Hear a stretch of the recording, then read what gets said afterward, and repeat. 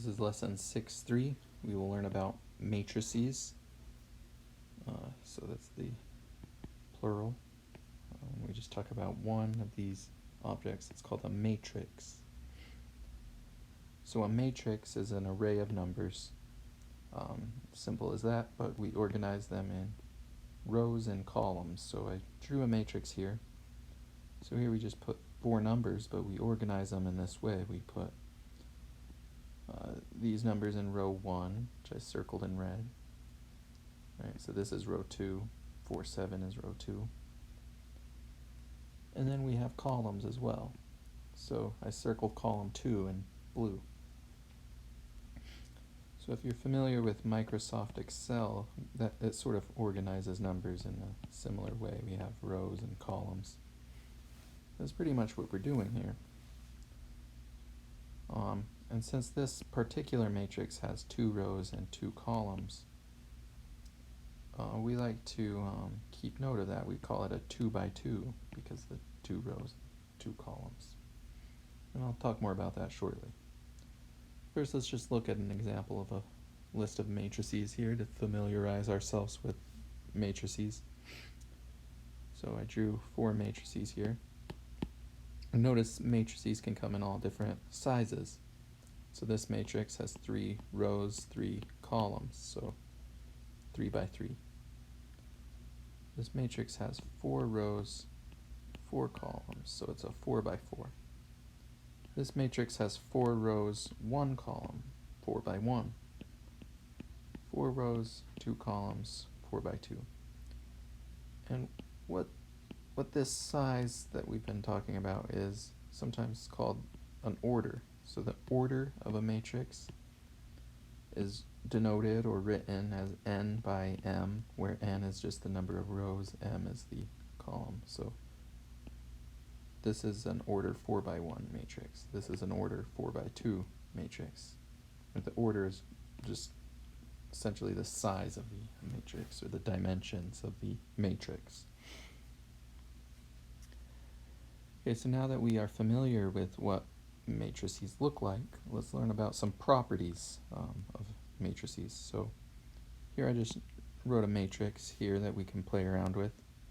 So this matrix has 2 rows and 3 columns. In the first row we have -2, 9, 3. Second row, 3, -2, 4. Right, so these are sometimes called entries, if you want a new vocab word. And we distinguish what number we're talking about by talking about its position in terms of rows and columns. So for example, if we wanted to specify we were talking about this number, that's in the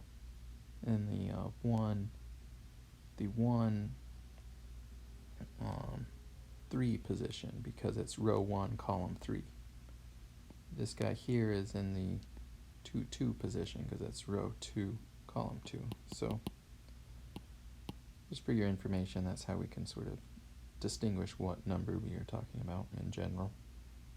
Anyways, back to the task. We want to play around with some of the properties of matrices by using this as a demonstration matrix here. So we're going to take this matrix and do a bunch of properties, do a bunch of operations to it that we are allowed to do.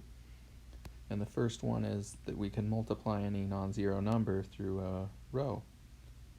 So I'm picking the number -1/2 and multiplying it through row 1. So how we do that is we just multiply a -1/2 to each number in this row. And then we just carry out the number crunching and we end up at this matrix, which is equal to what we started with. Okay, so that's property 1. We can multiply any non-zero number through any row we want. And I'm just going to exercise this property again. Let's multiply -1/3 to row 2. So take each number in row 2, multiply a -1/3 to it. And we number crunch it out and we get this resulting row.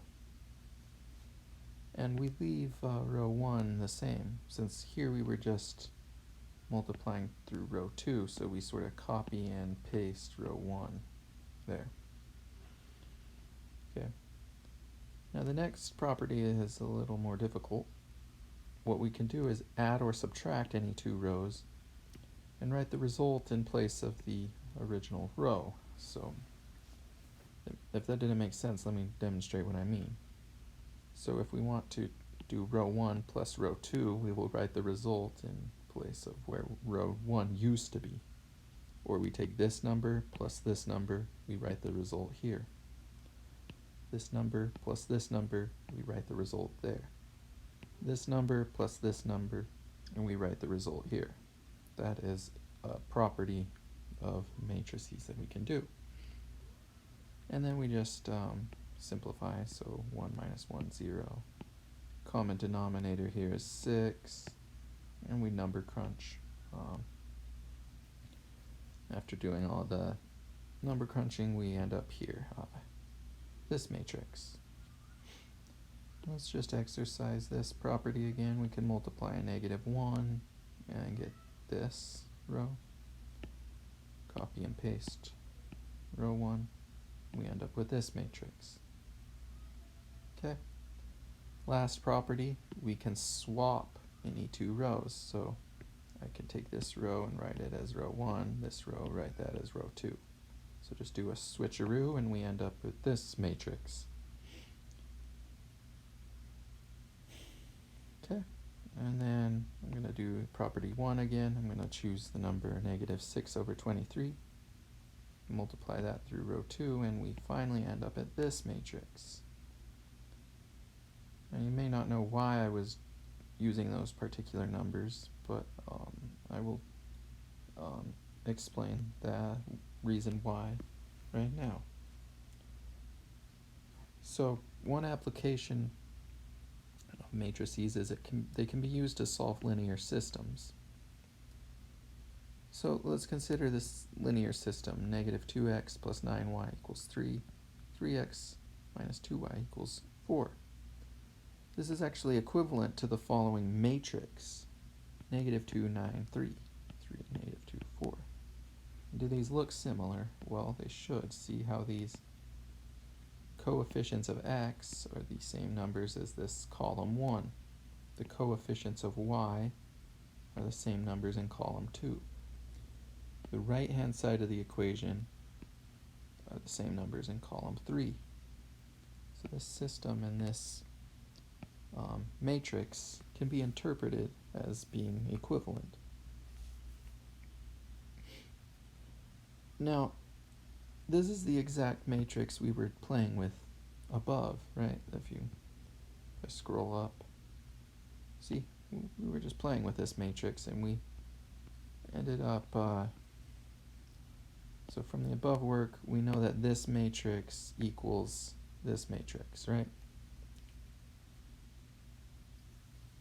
Okay, now, the reason why I did all the work above was because if we look at this row here, row 2 that I circled in blue, how we can interpret this is 0, 1, 17, 23. That can mean 0 times x plus 1 times y equals 17/23. Or it can mean y equals 17/23. So in other words, we just solved for y by using a matrix. And then the rest is just 6.1 stuff we learned earlier. If we know y, we can plug into equation 1 and solve for x. So I'll kind of skip over the details here. X would be this number. Let's see, sort of left out some number crunching though. What do we have here? 4/3. 4/3 plus 2 times 17 over 3 times 23. What is that? 40. Hopefully I didn't make a mistake. 42 over 23. I think. Might have done that too quickly, but it's not really the point of this lesson. We could do the multiplication later. The point is, when you reduce this matrix, we interpret this row as this equation. And then once you know the value for y, you can go back to your original system, plug in y, and solve for x. So in other words, we demonstrated how we used a matrix to solve this system.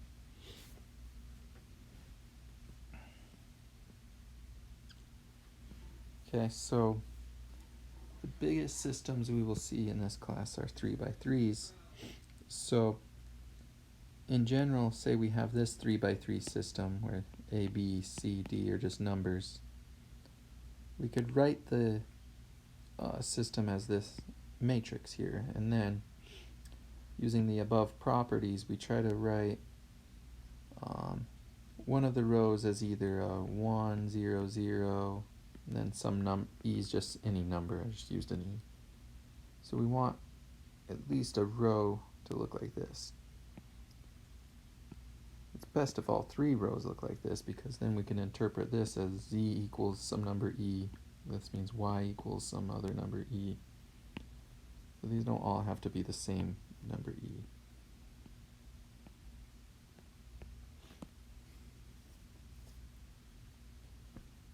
Okay, and I'll do an example to demonstrate what I mean here. If all these letters are confusing you, I'll use some numbers shortly. Okay, so if we have a matrix like this, we want to use the above properties so that the rows start to look like this, because then we can interpret this row as x equals some number e1. This means y equals some number e2. This means z equals some number e3. Because remember, column 1 corresponds to x coefficients. These are y coefficients. These are z coefficients. So this is z equals that number. Y equals that number. X equals that number. So we just omit writing the x, the y, and the z, right? When you're dealing matrices, we don't write the x, the y, or the z because it's kind of redundant. We don't need to write them. The important thing is the numbers. Okay, and then once we have enough values for x, y, or z, so say we solve for x and y, then we can plug in to one of the original equations and find z. Or any combination of that. If you have z and x, you can plug in, solve for y. Okay, so I'll demonstrate this all through this example. Now this is actually an example we solved in 6.2, section 6.2, but we used the elimination and substitution methods, which is actually the same thing. It's just a different, matrices are just a different way of organizing it. And anyways, we're going to solve this same problem that we've solved last week, but now we'll use the matrix way. So last week when we solved it, we got that x was -3, y was -3, z was -6. Okay, anyways, here is the system. If we write it as a matrix, just the same numbers, but inside of a matrix, so 5, 1, 14, 3, -3, -2, 1, 2, 3, -30, -6, -54. Now, I was saying earlier, our goal is to get the matrix to look like this. We want x equals some number, y equals some number, z equals some number. So we'll use all of the above properties to try and make the matrix look like this. Okay, so the first thing I did here was just swap row 1 and row 2. So if we tap row 1 and we swap it with row 2, I just take this and this row and we do a switcheroo. That way we get a 1 up here like we wanted in our goal. The reason it's nice to have a 1 here is because we could actually use this 1 to turn these guys into zeros. So if you look at the goal, we want 1, 0, 0 in the first column. How do we do that? Well, let's exercise property 2. We take the numbers in row 2 minus 5 times the numbers in row 1. Right, so this minus 5 times that, we put the result here. This minus 5 times that, put the result here. This minus 5 times that, put the result here. This minus 5 times that, put the result there. Okay, and then we are only changing row 2, so we sort of copy and paste row 1 and 3. Okay, and then just do some number crunching to get 0, 18, negative 9, 0 as our new row 2. Okay, so now we have this matrix. Again, if we look at our goal, we want column 1 to be 1, 0, 0. So we want this 14 to be a 0. We could do that by taking the numbers in row 3 minus 14 times the numbers in row 1. This minus 14 of that, put the result there. This minus 14 times negative 3, put the result here. 3 minus 14 times 2, put the result here. Negative 54 minus 14 times negative 6, and we put the result there. So we get this row now as our row 3. And we could just number crunch that out and get 0, 40, negative 25, 30. So we got the desired column 1 that we wanted. Okay, that's good. So now we want this to be a 1 and this to be a 0 to look like the goal we had in mind. Well, I kind of went a different route. I turned this into a 1, but that's okay because we can swap any rows we want. So let's just turn this guy into a 1. If we multiply row 3 by 1 over 40, then we just divide numbers in row 3 by 40, and we end up here. Okay, now if we turn the 18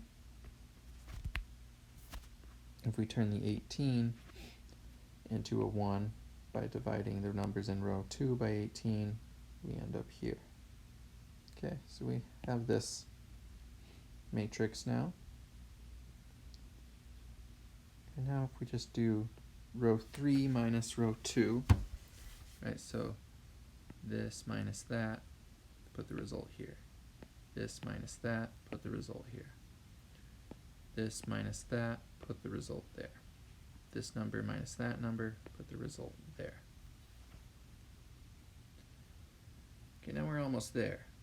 We have a 1 here, we just want a 1 here. And we could do that by multiplying negative 8 through row 3, and we get the following for row 3. We get 0, 0, 1, negative 6. Okay, so how do we interpret this result for row 3? Well, that's like saying z equals negative 6. Right, so this row is saying z equals negative 6. Well, what are the other rows saying? This row is saying y minus 1/2 z equals 0. Well,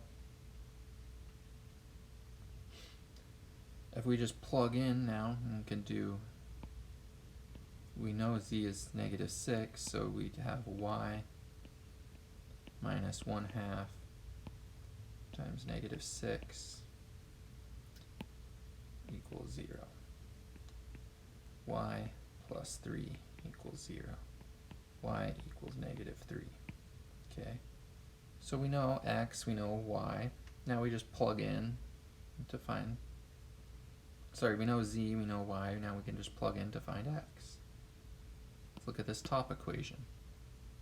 The top equation is telling us 1 times x minus 3 times y plus 2 times z equals negative 6. And we could just plug in the values we know for x and y.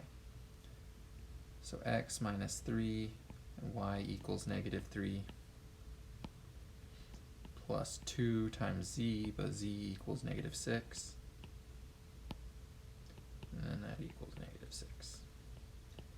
x plus 9 minus 12 equals negative 6. Right, so x minus 3 equals negative 6, x equals negative 3. Right, so our solution is x is negative 3, y is negative 3, negative 6. And that's the same thing we got earlier when we solved this in section 6.2. So we could use a matrix to solve it as well.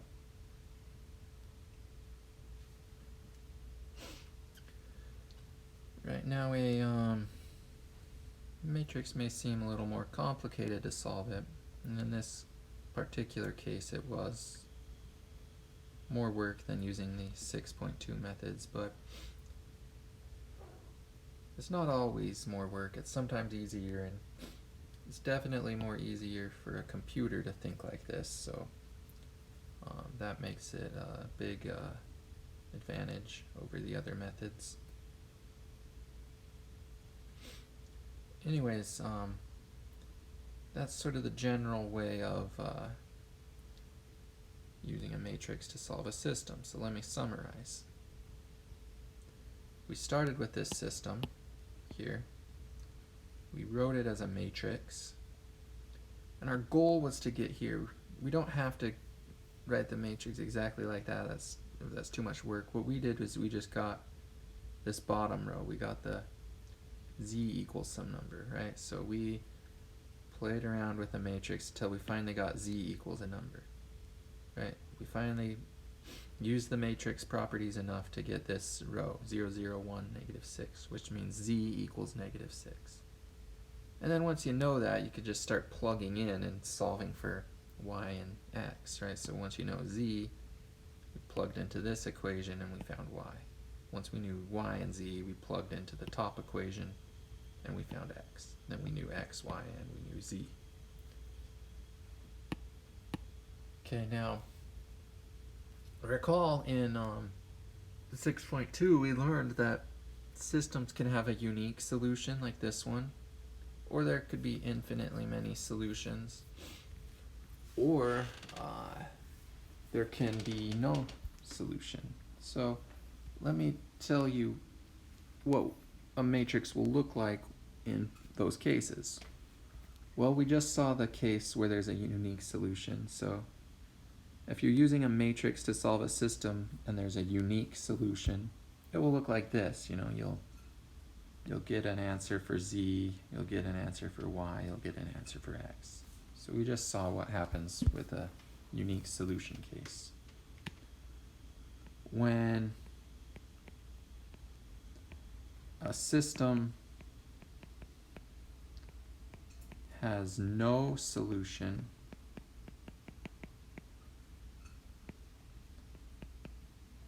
the matrix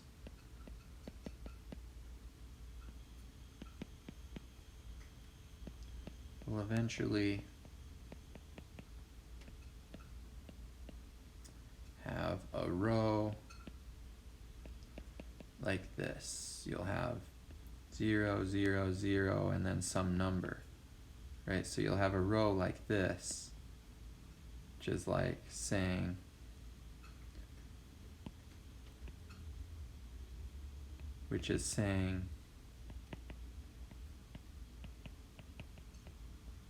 zero equals some number, right? But that is a contradiction. That cannot happen.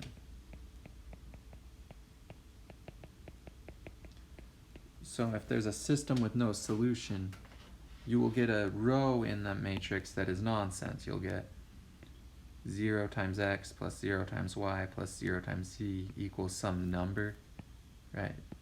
You get a contradiction. So whenever you have a row of zeros but then a non-zero number at the end, that's corresponding to a system with no solution. Now, when a system when a system has infinitely many solutions, you will eventually see a row like 0, 0, 0, 0, you know, a row of zeros, which is like saying 0 equals 0, which is true. So really what happens in these matrices is one of the variables cancels out. And then if that happens, you just use the same thing you used in 6.2, where you write x and y in terms of z. So the solution for x will have a z in it, the solution for y will have a z in it, and you'll just let z be any number. So you may want to review the infinitely many solution case in 6.2. And I'll just scroll up to the 6.2 lesson and show you the what we did there. So I'm scrolling back to 6.2. So this was in 6.2 when we had infinitely many solutions, right? We just wrote x, y in terms of z. So if you ever encounter a matrix with a row of zeros, you can write your solution like this. Okay, and then that will be all of the cases you encounter. You'll either solve the matrix like we just did, or you may encounter a system with a contradiction and then there's no solution, or a system where one of the variables gets canceled out and then you may have infinite solutions.